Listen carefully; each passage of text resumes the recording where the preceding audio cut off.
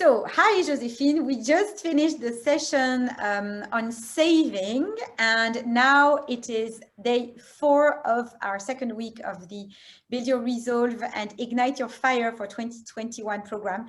And this week is about finances. So I know it's a bit of a scary subject for a lot of people. A lot of people think finances are boring, but it's just because I think we are scared. And when we start to look at our budget, to understand the budget and to understand how things work, then it makes things far less scary and even fun, as you always said. You say it's fun to do your budget, and it is also fun to save money. Okay, so now that we have our savings, once we have our savings, what do we do with the money? How do we invest our money? Because I have heard so many times, so many of my friends complaining that when they get a big amount of money because they sell a property or whatever, they go to the bank, and what the bank offers them is just crap. You know, it's a super low interest rate, and they want to lock the money for so many years. And so everybody is totally lost, and we don't know what to do with the money. And instead of just keeping it sleeping on a bank account, we end up investing it in things we don't understand anything about, and we have no idea what we are doing, and we probably aren't doing the best thing, strategically speaking, about our investments. So what is the first thing that you would say about investment? Well, we talked about the emergency fund before. This is really number one of your investment strategy. Point number one, you need an emergency fund to have peace of mind and to be able to invest and to start your investment strategy. But emergency fund means you have enough money to cover your expenses for at least 6 months to 12 months, depending on your individual situation. But this is how you start. And then if you have your emergency fund, which you just leave on a bank account, and where you don't really receive interest, but this is your emergency fund.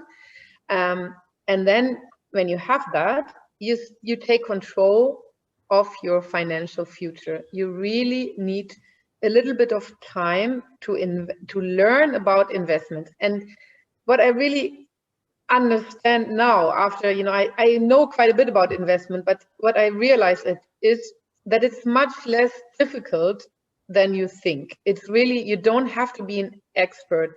It is enough if you learn the basics about investment yourself. But just to make it clear, Josephine, what you are saying is when it comes to your investments and to your investing strategy, is you have to reclaim your power.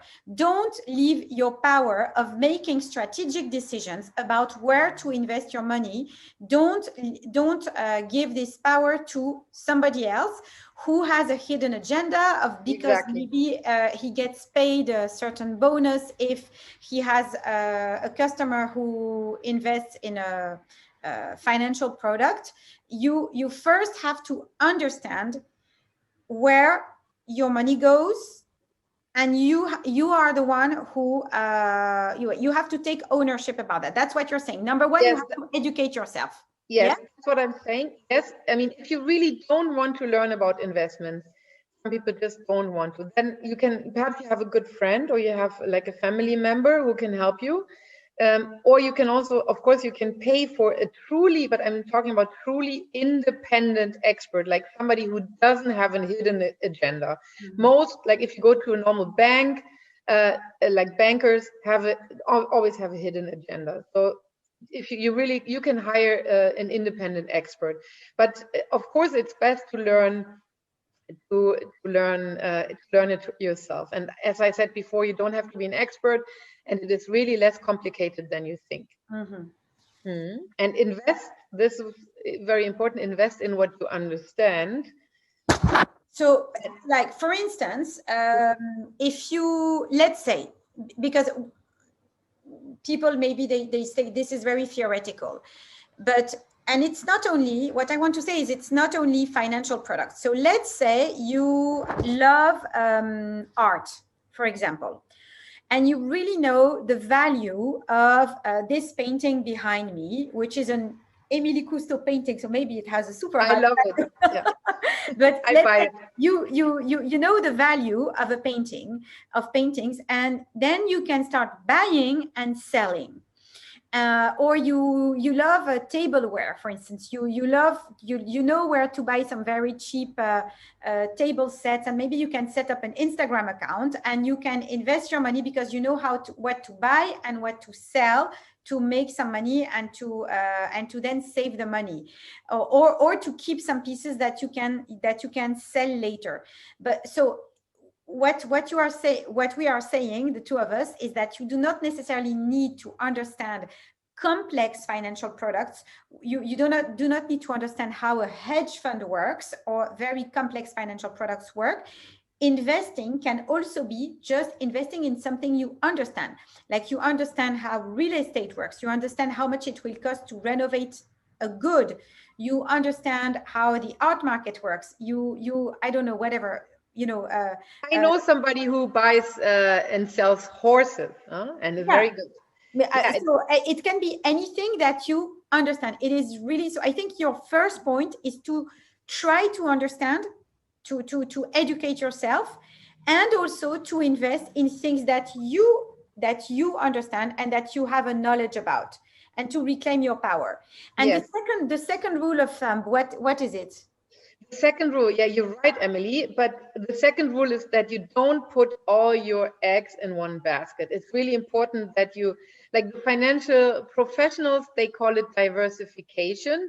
So you invest not only in art or in horses or in real estate, but you try to invest in as many things as possible. And I personally, we had a discussion many times before with Emily, but because we have different opinions, but I really believe that you need also to invest in the stock market. Okay, so two things. First of all, stock market. So you have your savings. The base is your emergency fund. Then you look at the available amount of money that you have, and you say, I will diversify. So for instance, you take your case, you would have a little bit of real estate, you have some money invested into your own business, and then you have some money in the stock market. Okay. Yes. The stock market, what you are saying, Josefine, is that it has to be a long-term strategy. It's money that you do not need, right? Is that correct?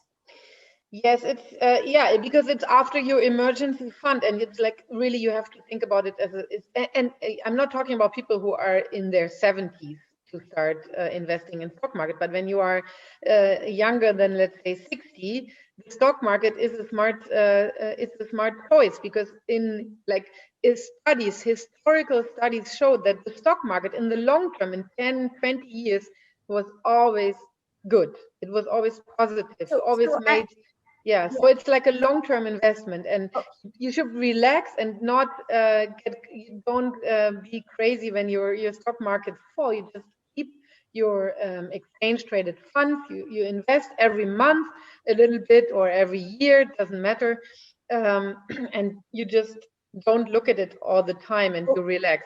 Okay, and what is ETF? Because you just spoke about ETF, but very quickly, I don't, it's a bit technical. ETF.